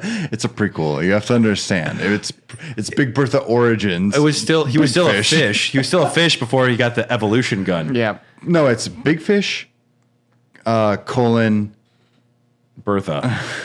Big Fish, colon Big Bertha, colon Origins. I thought you were about to make a Part Dr. two. Yeah, a Dr. Seuss joke there. I thought it for was a more of second. a fucking Kingdom Hearts joke. Yeah, No. You think I want to ever talk about Kingdom Hearts again? you're doing it now. So We tricked you. Bertha says, take the stompers. And so they put on these boots, which allow the Mario Brothers to jump, which is one of their powers. They also, which it's like you don't notice necessarily, but they just grab like milk crates, yeah. like those crates. Yeah. And they put them over their heads and they jump through a building, which is really fun. Yeah. That upper And then they arm land and strength go, guy. "Oh my god, that was awesome!" Not once does Bob Hoskins go, Yahoo. Yeah, really. Or let's a go. He says, I'm going to get that Koopa clown. I'm your can of spam. I'm your And he also says, you're not going to kill him. I'm going to kill him. Yeah. Classic Mario lines like that. You know, the Kill, iconic kill, shit. kill. Yeah. Around this point of the film, a new subplot is introduced where King Koopa orders a pizza. He says, God, this weirded me out. it's great because it does look like a shitty little like high school delivery kid, teenager. And King Koopa says, King Koopa here. I'd like the Koopa special. Yes. Dino, lizard, hold the mammal, no worms, and spicy. So Wait a minute. So he's cannibalistic? Exactly. That's why it weirded me out. Surely you'd want the mammal on there and You wanna not eat the the mammal. lizard and the dinosaur. Because they're all little and he like also, baby mammals. And he also says no worms for some reason. Also, if it's the Koopa special, does he have to explain himself? Yes, I'd love the Big Mac, but none of the Big Mac stuff. The Mario Brothers somehow they jump into a garbage truck and they just know, oh, this garbage truck goes straight to Koopa Tower, not to a dump site, which we've seen previously in the film. There are dump sites. No, this garbage gets dumped at the base of Koopa Tower. It's brought from one part of the city and dumped at the base of where they need to go. Sure. This is another absolutely iconic scene I remember. Mario and Luigi ride an extremely oversized freight elevator where they look like tiny little children from Ant-Man with a bunch of Goombas. I'm going to back you up here just 1 second. Okay. When they get into the tower, Yes. they decide that they're going to turn off the heat, Oh, this is when they're plumbing. They're doing some plumbing. and they do some plumbing. This is love it. another iconic part of the movie where It's true. We need they to know do this. some plumbing. We need to and know the this. reason we need to know this is because it doesn't make any sense because lizards are iconically cold-blooded animals. Why it is necessary, it doesn't make sense, but they need to ride the Goomba mattress later. Right. No, but if it's cold, they go dormant. If it gets cold enough, they go dormant. Sure, but it doesn't really happen other than inside the pipes. What season is Which it is in whatever. Dino Hatton? I think it's always summer because they're constantly surrounded by desert. Yeah. It doesn't get too cold there, probably, generally. But, okay, so... But while they're down in there, Yes. they find a locker room that conveniently has two suits. Not made for Goombas. In a world where everyone is 8 feet tall, they find a couple of plumber suits in their iconic colors. Finally. And then they get on this elevator. Yes. And this is the scene that made me lose my fucking mind. I think this scene is wonderful. This is one of those... it's so stupid that it's fantastic, and I would never change a thing about it. Sure. Yes. I mean, okay, you have a thing like the Sonic the Hedgehog movie, which is fine. It's what you expect, and it's acceptable. This is, what the fuck are they doing? And I'm interested. So... But when they explain why they do it, it's also okay. Yeah. Well, But also not okay. No, I Yeah. mean, they don't even explain anything at all. It's Mario and Luigi. For some reason, these Goombas are able to walk into an elevator, not see these two plumbers who they're looking for. Well, because they're playing. They have Batman syndrome where they can't turn their neck. and so, So as long as you can stay behind them, it's fine. well, but they're in the elevator and they're able to also like, what are you doing? They're talking to each Yeah, other like yeah. almost regular volume.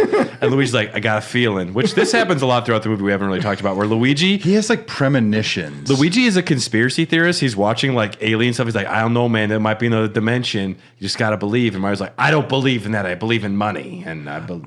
Do you know what's funny? They're driving the truck and he's like, no, Mario, I got a good feeling about how we're turning. He's like, turn left, you idiot. And he's already turning left. I'm like, No. He says turn left, and then Luigi turns right. Which, if you think about the direction wise, they get there faster somehow. But Luigi does like. He knows that whatever Mario or Luigi tells him to go one way, Mario will do the opposite. So earlier he says, take the turn way, and he takes the tunnel. He's like, that's what I wanted you to do the whole time. And they go out of the tunnel with the fungus. Yeah. right. They don't, it's not illustrated well. There are a lot of weird cuts.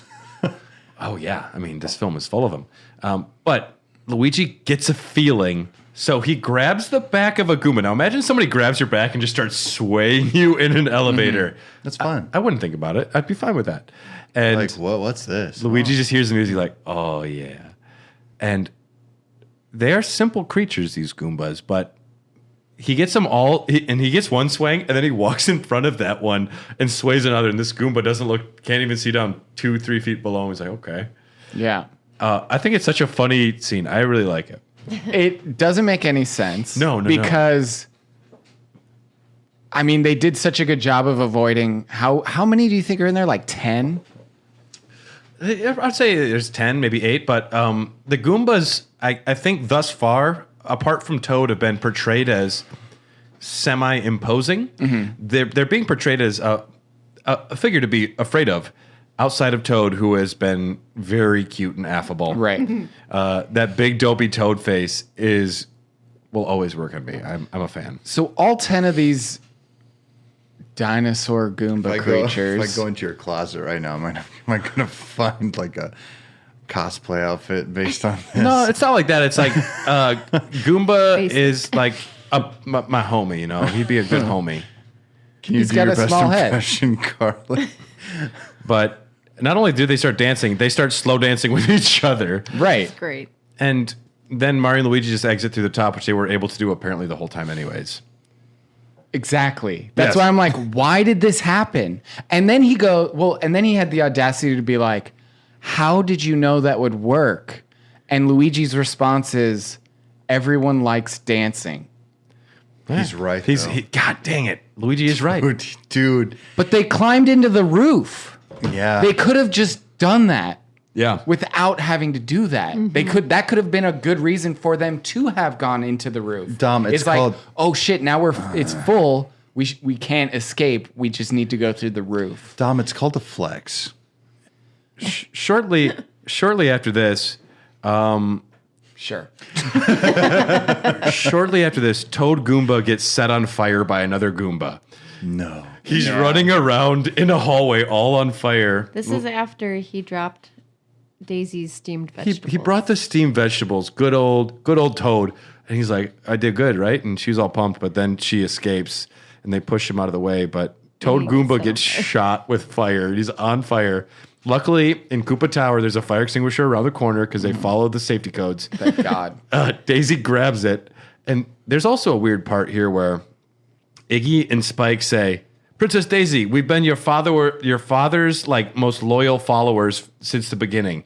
And I'm like, all right, you're spinning a tale here because you only became smart enough for political revolution recently. You clearly were by yourselves talking about abducting women and not talking about King Koopa stuff earlier. This is where the plot didn't make sense and they were improvising new stories and they didn't match it all up because they say we've been your father's like longest, most loyal supporters, and this is made up. But they might be just saying this to get in because they're smart enough to also be playing people at this point. Right. Or maybe they were just too dumb in the past to figure out a way to get out from underneath King Koopa's grasps. Maybe they were just too afraid and they I were. think so, yeah. That might be it too. This is also Mario and Luigi get split up. Luigi's with Daisy, and Mario breaks into a room full of a bunch of Brooklyn women, except one's from Queens, but she's all right. They explain this.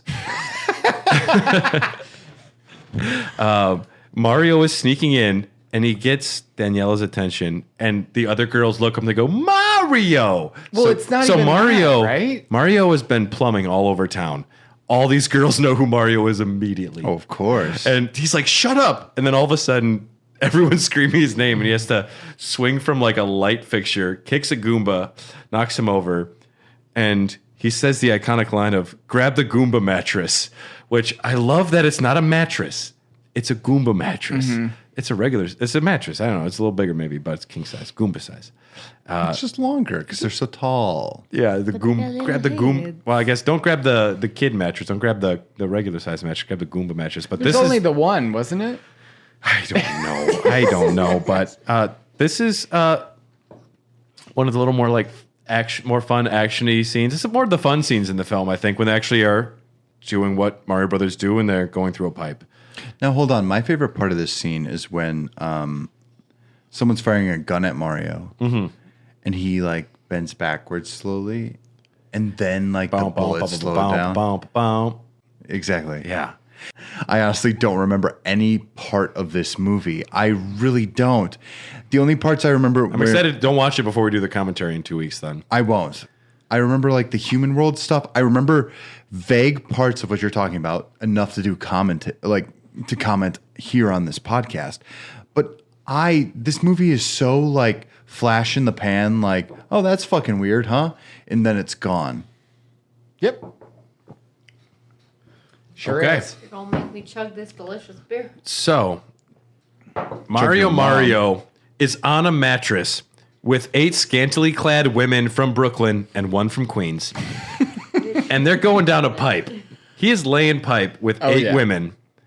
A couple of Goombas coming after him. He lays a wrench in the ground. Why do you think I'm growing a mustache like this? I gotta fucking keep At some point, Bob Hoskins, he is drunk and he's upset, but he's like, I'm just riding on a mattress with 8 women from Brooklyn and 1 from Queens. But she's all right. But she is the one from Queens. Make sure you're getting close when you talk. Is the one from Queens the one that has the cigarette the entire time? No, she's a Brooklyn girl. Okay. Yeah. It was more of a girl, like a Goodfellas type looking girl. Yeah, but I guess they all would fit in there. Mario. Mario! He's like, what the fuck? I am literally seeking to save you, and you just screamed my name. Sometimes Mario needs a cigarette. Yeah. When's that going to happen canonically? They happen to shoot out of this pipe into the middle of Dino Hatton, right where 2 Goombas are leading Luigi and Daisy. Statistically, very probable. I mean, nothing's impossible, according to Luigi, but runs into him. According to Luigi. Bowser is there, though, King Koopa, and he's got his gun. And Mario, this guy, he's clever. He knows what he's doing. He grabs a bullet bill from behind his back, plugs it into his stomper boot, just drops the boot, and it flies forward and kicks Koopa into a giant, like, container. He planned it. He was thinking about this all along. Eventually, the universes do merge. Lena, of course, the eponymous, fantastic character of Lena, who just wanted that Koopa dick, who stole the meteorite piece. She has gotten to the meteor, and she's going to do it herself. She's going to put the meteorite piece into the meteor. Luigi and Daisy and all the women from Brooklyn and 1 from Queens are there to stop her. She puts the meteorite... It's like that scene from Avengers Endgame. Which one? Endgame, the one where all the girls are like walking together and like giving serious face. But then it's like Spider-Man would be in the front, and that's Luigi. There That'd you be go. great. Yeah. But she tries to put it in herself, and she does a straight up like Marv from Home Alone 2, and just like gets shocked when he's in the basement and turns into a skeleton. And she becomes like a skeleton on the wall. And Luigi, he looks to Daisy like, wow, she leaves an impression. That's how you feel when someone's murdered right in front of you. You're like, oh, that's pretty sweet, huh? Car crash, huh? Wow, she's probably dead. Bummer. Her skeleton gets plastered onto the wall. Even her hair. Her hair, and also, Carly, I don't know if you noticed, her earrings are still No. somehow attached to her skull. But her skin and everything else. It doesn't make any sense. The amount of detail that was put into this movie for the Are reasons you telling that me it they is give her like so a weird. Hiroshima bomb like impression of a person on like on a concrete wall? Yes. Yeah. I don't even remember this. Yeah, and her earrings are still there. And then after Luigi says the joke, the lower half of her jaw opens her mouth more agape. It's really funny. Like she was laughing at his joke because also- it was so good. Funny Luigi. The portal is odd too. So earlier, Daisy goes in the portal before they come this is way back at the beginning, and Mario and Luigi are down in some fucking catacombs in some caves, and they're looking at this wall, and a Daisy face comes out of the wall, and it's like half rock and says Luigi, and that's where they get the meteorite piece. But Luigi's first thought is, we should jump into the wall. We'll go through it. It's fine. And Mario's like, what are you, nuts? You can't do that. But then when we see Mario jump into the wall, he falls through another dimension, kind of like the quantum realm in Ant-Man. He also did a full flip right away. He does a full flip, but he's falling through this other dimension for like 5 seconds. But when Daisy's able to like put her face through the other dimension, like, I don't understand how that works. Separate story. But the universes do get merged, though. And King Koopa and Mario and all the girls from Brooklyn and 1 from Queens are sucked back into regular Brooklyn. And the Goombas are there. And there's a shot of the Twin Towers, half destroyed because they're the Dino Hatton Twin Towers. Kind of bizarre. But Scapelli's there. And King Koopa tries to shoot Mario and he shoots Scapelli. Scapelli gets turned into a little primate. This is the birth of Donkey Kong. Cranky Kong's version, I would say. Is that It's not canonical, but if that is not a reference, I would be surprised. okay? Yes. And you know what's great? These people, for some reason, they're all crowded around this Do you one really site. think the cow and the cunt really The cunt and the played cow. the cunt video and the cow. games? No, definitely not. So I don't think this is canonically Donkey Kong. And also, Donkey Kong is an ape, and Diddy is a monkey. Dude, no, I mean, they didn't write the script though. And also in the set design, there is like Bullet Bills. There's the Hammer Bros tattoos. There's a lot of references everywhere. There's bombs. There's a lot of little things. I don't think it's a coincidence. I think it's not supposed to be necessarily, but to me, that is Cranky Kong. That is the birth of that anyways. But Oh, sure. Scapelli, in a horrifying manner, in front of everybody, something emerges from another dimension with a gun, shoots him. He turns into a primate. Everybody laughs.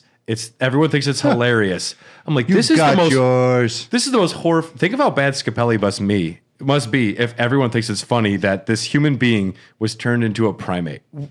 I think I'm on your side with this one, Brad, because it doesn't make any sense to me where these massive reptilian monsters appear out of nowhere with a very white man with cornrows. It looks like he's from Apocalypse Now. Something like that. Yeah. And shoot a guy, turn him into a monkey. In your reality where magic is not real. You've just seen the Twin Towers turned into like broken buildings too. And your joke was, what does he say? He says like, man, they'll do anything for advertisement or something like that. No, I mean, earlier the Scapellis, this was before because the Brooklyn girls are trying to say like, this is happening, something crazy is happening. And then Scapelli's like, oh, they'll do anything for publicity. Yeah, but the fact that they all laugh instead of like legitimately run away in fear blows my mind. What I love is the next line. How high were they? That's the question. The line from King Koopa after this is, now I'll make a monkey out of you, plumber. And that's just fucking gold. That is comedy right there. You Classic. plumbing plumber. Yeah. You plumber plum. I'll get those plumbers. But luckily, Daisy and Luigi are still at the meteorite piece. And Daisy goes, oh, this is what Koopa meant.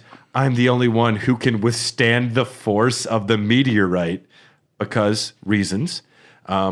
Because she was born from an egg? But she is not able to pull the meteorite piece out by herself. So she says, Luigi, give me your hand. Luigi comes up.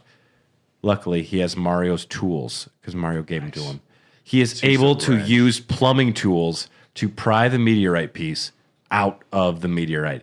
Now, this is why plumbers around the world say this is the best film about plumbing, because it's accurate. You need your tools. You never know what you'll need.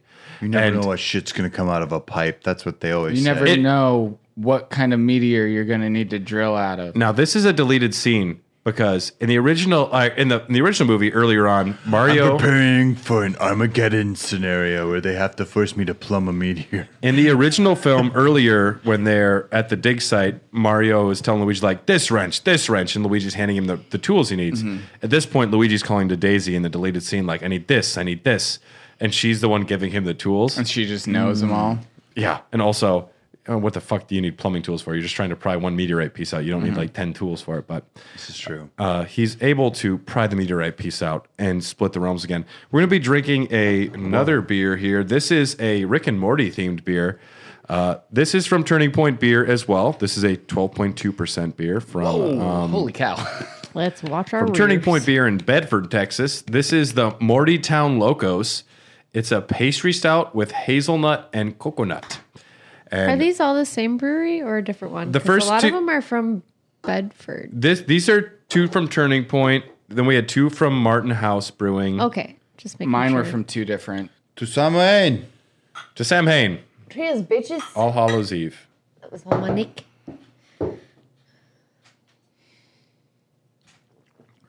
To all the spirits. Sweet. Holy shit, this is good. 12% my mass. 12% my ass. Thank you, Dylan. Cultivating corpulence. You can definitely taste the booze. That's for sure. Ooh, yeah, there's a little bit of booze in that one. Daddy needed to know. At this point, Bowser, King Koopa. I keep putting Bowser. King Koopa. He's Koopa. Okay. King King Koopa. Koopa in the video games is Bowser. We know Yeah. what you're talking about if you say either one. King Koopa is sent back to Dino Hatton, and he is fucking pissed at Mario. But Mario, at this point, he trusts the fungus, and he's swinging from the fungus, and he is on the bottom of this thing. He uses the fungus to block the de-evolution gun, much like Palpatine uses his lightsaber to block away the Force lightning onto Mace Windu. No, And Mace Windu is getting Force lightning to death. But also- Palpatine also I think turns he into a probably turd. died from the fall. No, he's going to come back in the next series, but that's not here nor now. he'll be in the Mandalorian. The fungus grows and deflects the de-evolution gun back onto Koopa. Koopa de-evolves into a dinosaur temporarily, and I wish they would have kept him there, but he goes all the way back into slime. There won't be a sequel. But Well, Mario hold on a says, minute. but Mario says this fantastic line. He says, "See you later, alligator." Which it's a callback to "I'll make a monkey out of you." You know, I think it's very clever. It's a very clever line, very well written. How much of this was Mad-libbed versus Ad-libbed or mad-libbed? Mad-libbed? The Yeah. script just said something, and they're like trying to figure out what it means, Yeah. and they're changing the words. Yes. Probably all of it. Because there's a lot of one-liners that are very clever, but I feel think- like only a really drunk person would have thought of them. I think the one-liners that are really clever were almost exclusively written by Ed Solomon, the Bill and Ted writer, who was just there to write like funny one-liner zingers. But okay, immediately, everyone in Dino Hatton celebrates. King Koopa's dead. Ballsack Boy is a man. That's what I'm saying. This is the moment where I'm like, they were upset that the plumbers showed up, like literally 15 to 20 minutes ago. And now they've destroyed the Donald Trump character.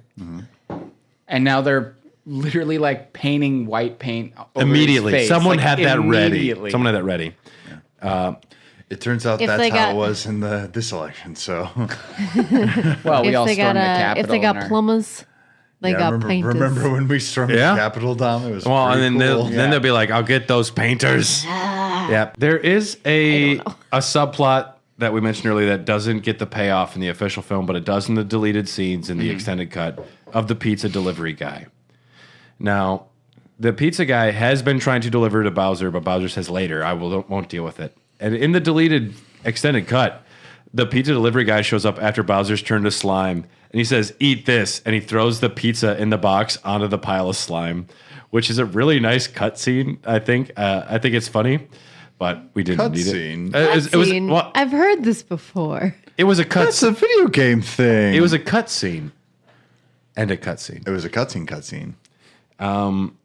And at this point, our heroes are now heroes. You know, we know that they have ascended, and they've become the superheroes that we knew they were. But they are at the point where they're trying to leave the dimension, and Luigi and Daisy have kissed, and Luigi's like, "Come with us," and she's like, "I can't." And he goes, "Why?" And then Mario's right behind him, and he says, "She's trying to tell you she loves you, but she can't leave here until she knows where she belongs. And if you loved her, you'd understand that." I come into my apartment. It's like, my God. You can of spam. This film grossed almost $21 million in U.S. and Canada, selling approximately 5 million tickets. One of those to 9-year-old Josh. Asia took in 2.7 million. Not good. All in all, a huge bomb. What about 25-year-old Tom? Did he? Yeah, do the Mario. All right. So Sorry, Tom. All right. So Nobody's sorry. Dylan, You old fart. will you read this quote from Bob Hoskins? The worst thing I ever did, Super Mario Brothers. It was a fucking nightmare. The whole experience was a nightmare. It had a husband and wife team directing whose arrogance had been mistaken for talent. After so many weeks, their own agent told them to get off the set. Fucking nightmare. Fucking idiots. When did he say that? In an interview. Damn. All right. Idiots. Would you read, Carly, Oh, God. the first letter from Dennis Hopper there? It was a nightmare. It was a husband. Oh, wait. Didn't you just read that? Yeah. No. It's very similar. Oh, is it? Okay. Yeah, okay. That is Hopper. It was a nightmare. It was a husband and wife directing team who were both control freaks and wouldn't talk before they made decisions. I was supposed to be down there for 5 weeks, and I was there for 17. Oh. 2? Second one, 2? Read the other one, too. Okay. I made a picture called Super Mario Bros. And my 6-year-old son at the time, he's now 18, he said, Dad, I think you're probably a pretty good actor, but why did you play that terrible guy, King Koopa, in the Super Mario Bros? And I said, well, Henry, I did that so you could have shoes. And he said, Dad, I don't need shoes that badly. Classic. That is great. Holy shit. I don't need shoes that bad. That was pretty bad. And then you'll be playing the role of Shigeru Miyamoto. So this is Shigeru Miyamoto's thoughts on the movie. Allegedly. Allegedly? This was said in an interview, but I don't know if this is his He official thoughts. obviously said this in Japanese, and it was translated by a non-Japanese by person Annabelle into English. Jenkel and Yeah, Morton. right? Yeah. By the translators of Squid Games. Yeah. In the end, it was a very fun project that they put a lot of effort into. Okay? That's so Japanese. The only thing that I still have... Okay, hold on. It's bad translation, isn't it? No. Okay. I just don't know how to read. That's me too. The one thing that I still have some regrets about is that the movie may have tried to get a little too close to what the Mario Brothers video game was. What? Wait, say what now? Yeah. And in that sense, it became a movie that was about a video game rather than being an entertaining movie in and of itself. Did he even see this? I don't know. This was one of the first video game movies ever made with one of the biggest possible franchises to make a game movie out of. Even at the time, and it was so fresh and young. I mean, before this, I forget there was a couple, maybe like Double Dragon, which was very not a big deal, but Mario Brothers was a big deal. Mm-hmm. Disney bought distribution rights, and they were like, this is their Mickey Mouse essentially. And Disney's like, we might want to have this franchise for rides, for rights. It's so baffling how this came to be. Yeah. Bob Hoskins, God bless him. John Leguizamo, God bless him. They were there, even despite being upset and drunk. Bob showed up. I don't care if you can do it drunk. This is what this entire podcast is, man. We're the Raw Dogs are the Mario and Luigi of fucking shit. They were drunk because they were upset. Brad, we're not going to be able to afford rent this month. And then you're playing with and you're one like, of those perfect, like toys. Perfect. Don't say impossible. It's improbable we'll pay rent this month, but it's not impossible. See? Yep. So this movie exists. It does. And they are only now, like a month ago, saying, all right, we're going to do it. We're going to make another Mario Brothers movie. No, they said that 2 years ago. Well, they yeah, announced it 2 years ago. back in the day, but it's becoming a very real thing now. Yeah.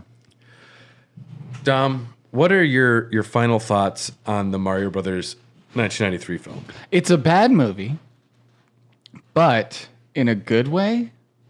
I like that. I would recommend somebody watch it just to see what nonsense it is.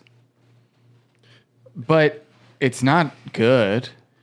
But it's not bad. It's weird. It's something else. I am clearly a critic. Yeah. to me, if it was not marketed as Mario Brothers, it could function in a different way as a sci-fi like family film. Right. I don't think necessarily the concept is bad. Split reality, dinosaurs, whatever. A lot of it's half-baked, but I think a lot of the set design is pretty solid. And they did cool puppetry and mechanical effects of the Goombas and Yoshi. The problem is all of the baggage that comes with Goomba, Bullet Bill, King Koopa. People expect one thing, and when Mario doesn't go into a flame like lava-filled castle and find a toad there says sorry, like it's your expectations are not met, and instead you're in a dystopian Blade Runner universe with strippers, fishes named Big Bertha, and egg babies with Catholic nuns. And see, this is the part where this is preferable. And let me put it this way, because I know what this fucking new movie is going to be. It's going to be very simple. It's going to be a lot of winks and nods. And remember this, you know this.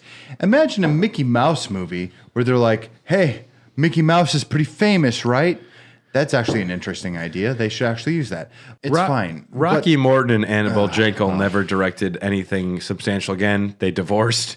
Annabelle Jankel did direct. The Cunt and the Cow? The Cunt and the Cow just became The Cunt and the Cow. Oh, okay. Yes. But she did keep directing commercials, so I guess she had more of a career. Hoskins decried this as the worst thing he's ever made. Hopper decried this as the worst thing he's ever made. Mojo Nixon said, "Wow, that was a fucking weird time."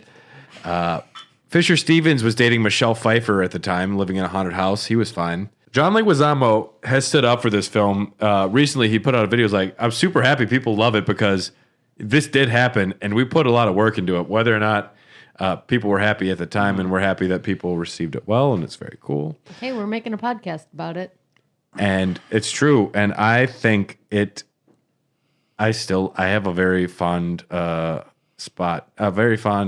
feelings for this film, because I can watch this and just giggle because it is so dumb and so silly.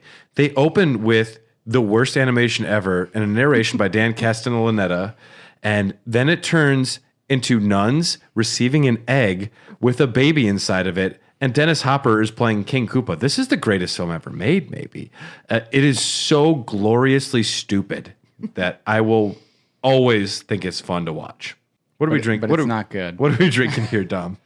So this is the last beer of the night. The last beer of the night. It's in a giant bottle. Well, we all know that isn't true. For this podcast. It is a beer from Buffalo Bayou Brewing Company.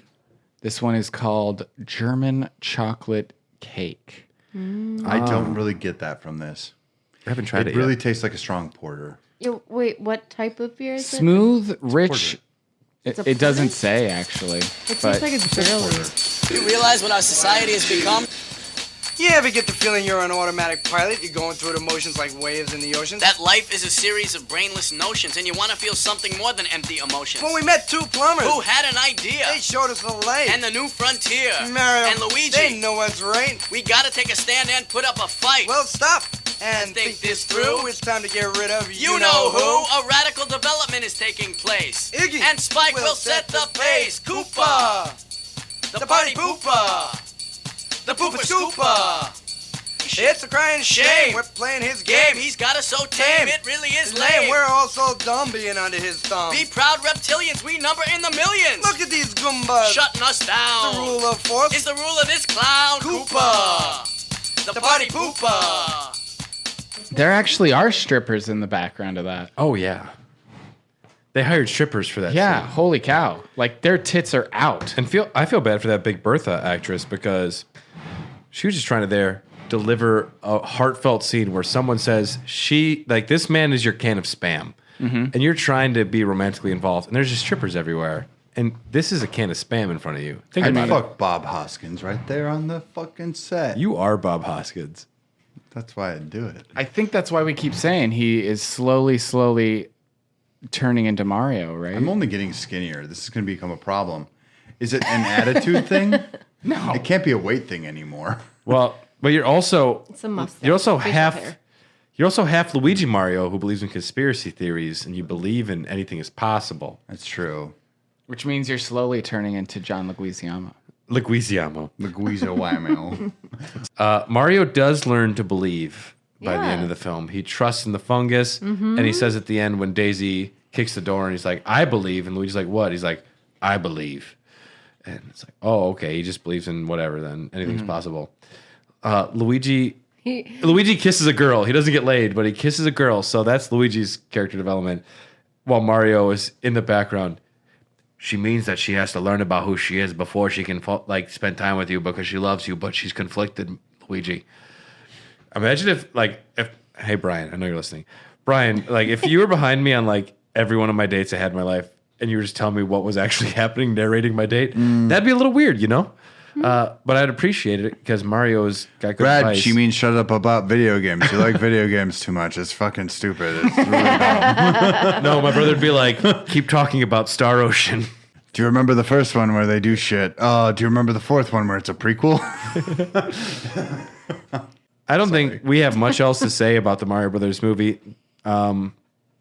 If you want to hear more about it, we are going to be recording a commentary that'll be only for our Patreon members. It's going to be highly experimental because it'll be our first one. We'll do it as a viewing party as well. That'll happen in a couple weeks. If you would want to hear us do a commentary, because Dylan hasn't seen this film in 7 years, and we will be making sure Dylan is the right level of drunk when we start. I literally bought the DVD on Amazon. So if you want to hear anything about the commentary, check us out on Patreon. It'll be available at the $3 tier. Patreon.com/HairTheDogcast. If you want to find us on Facebook or Instagram or Hair the Dogcast, we are on Twitter at HotDogcast. The day after this comes out will be Midwest Gaming Classic. Friday, Saturday, Sunday. It's going to be an amazing time. We're going to be hosting the bonus stage. I'm so excited. Doing a lot of interviews.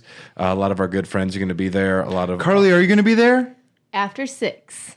Cool. Check out the Greenlit Podcast Network. Come say hi at the Midwest Gaming Classic. Buy my art at Demons Draw Dylan on Instagram. You can find most of my shit. Also, I do commissions and crap, so fucking make me do shit. We have one of his pieces of art in the in the kitchen. It's a chicken. A kitchen chicken. So everyone, don't forget to do the Mario. We'll see you next time. Do you know what I love about mud? It's clean and it's dirty at the same time. You know what they say about little girls, don't you? They say they never forget the first time they're kissed by a lizard. King Koopa here. Oh, yes, sir. I'd like the Koopa special. Pterodactyl tail on that? Yes. Dino, lizard, hold a mammal, no worms, and spicy.